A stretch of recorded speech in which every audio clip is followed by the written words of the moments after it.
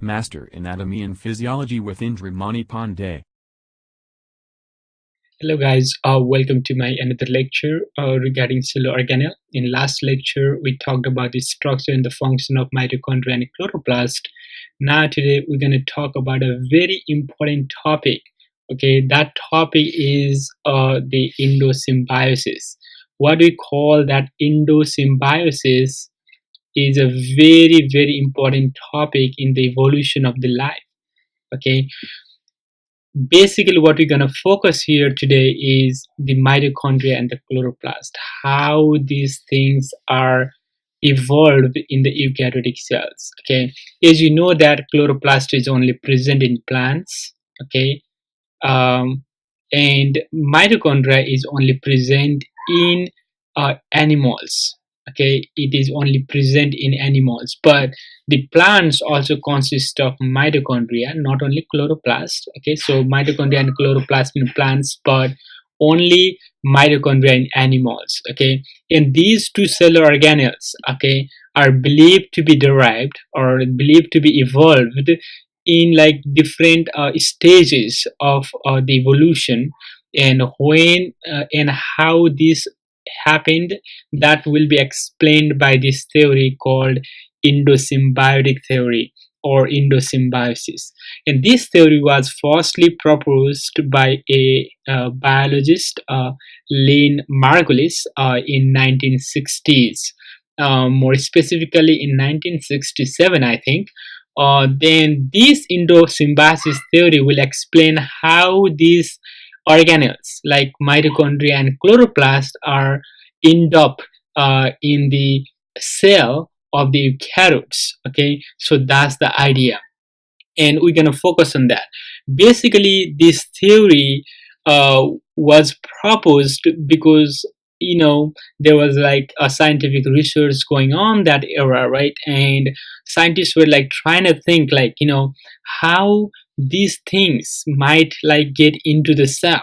And what they come up with is, okay, maybe some kind of bacteria may went inside the cell, and they may share the information, and they may share the different types of structural and functional capabilities with each other, and they may like become like more stronger than the previous one. For example, let's say if you let's say for example you let's say you add any snake, so you add a snake, right? And a snake has a venom, right? If you eat a snake and if you get that venom and you are able to produce your own venom, then you have the capability and you are more stronger, right? So you are more dangerous now, so you build the strength now. So sometime when you just like combine two things, that may give you a extra strength. Okay, that's the idea here. Okay, maybe the cells were not able to compete in the environment, and they required the combination of two of the things so they can survive, right? Like, to survive in the nature, you have to fight. Okay, fight to win other things and overcome with different obstacles to survive in the nature, right? So that's why endosymbiosis may started, right? So plants and the animals may started like those cells may started like allowing different bacteria going inside, so they can help them to survive easily in the life. So that's the idea of endosymbiosis. For example, let's say in your gut you have a E. coli, right?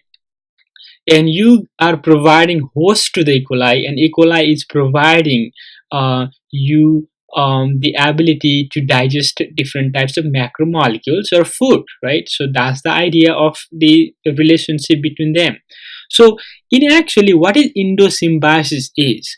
Endosymbiosis is the relationship between two species in which one organism lives inside the cell or cells of the another organism. Okay, and for example, let's say in the case of, let's say, mitochondria and the chloroplast, what may actually happen is, okay, so mitochondria and chloroplast are very similar in structure.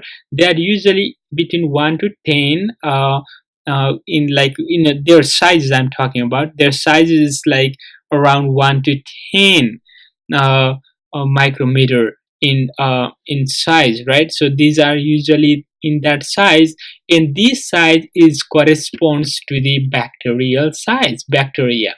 So bacteria is also about 1 to 10 micrometer in size. So scientists thought that, okay, maybe the bacteria went inside the cell of eukaryotic cell, and maybe that's how we got these organelle in eukaryotic cell. Okay, so this is the size similarity made them think about that concept.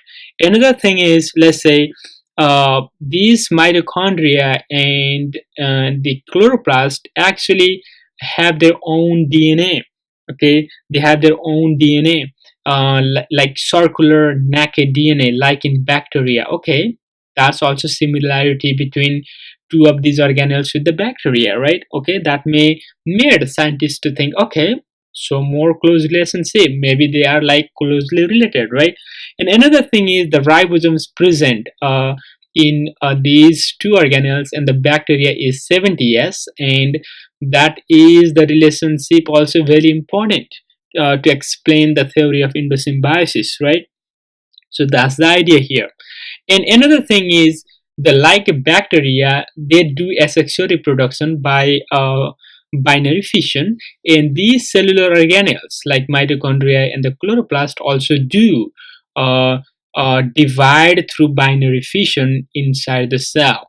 So there are very much similarities between these organelles and the bacteria, and those things led scientists or biologists to think about the theory of endosymbiosis, which is very critical to understand in modern biology. So it will definitely uh, help other scientists to understand how the life may evolve, right? So that's the idea here.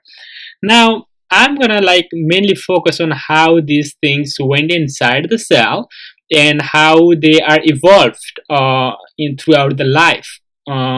And I'm gonna focus on that. So let's go to the next slide so we can talk more detail about the endosymbiosis. As we can see here, this is the time frame, okay, during the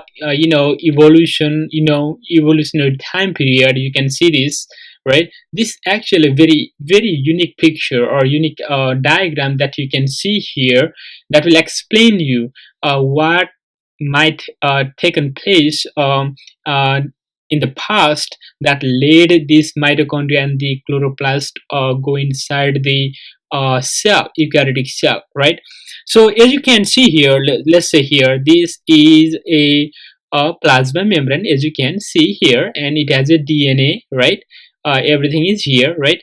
And it has a cytoplasm also. Okay, so it is like, it's increasing, going on, right? So everything is like very interesting, nothing like extra thing. So this cell is basically a eukaryotic cell, which has an endoplasmic reticulum, it has a nucleus, everything, right? So now what happened is, okay, as you can see here, some kind of like, let's say, some kind of prokaryotic bacteria which has the capability to do aerobic respiration went inside, okay, engulfed, or endocytosis was taken place, and that was like, as you can see, right? So this bacteria which has the capability to do aerobic respiration went inside the cell of eukaryotic cell.